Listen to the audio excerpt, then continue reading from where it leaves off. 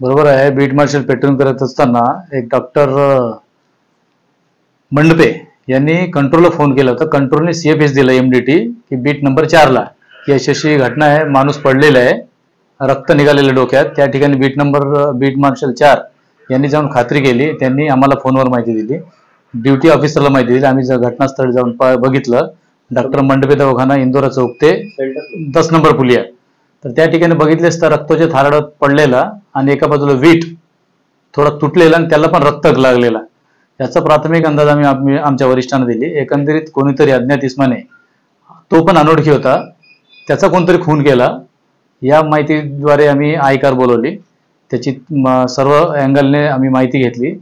त्याचा photo viral केला आम्ही मृतकाचा. त्याचं ट्रेस झालं. त्याचं नाव मधुकर माणिक बागडे, वय 40 वर्ष, इंदोरा भंडार मोहल्ला गल्ली नंबर 6 असल्याचं निष्पन्न झालं. आम्ही त्याची माहिती काढली. त्याचा भावाला बोलवलं. भावाचा रिपोर्ट सुरू आहे. भावाचं नाव आहे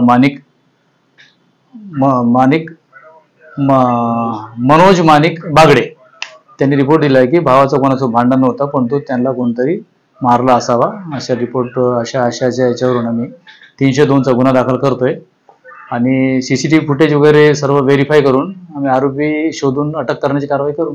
काय CCTV? तो मृतक झोपलेल्या त्या दुकानासमोर, डॉक्टरच्या दवाखान्यासमोर शेडमध्ये झोपलं दिसतोय.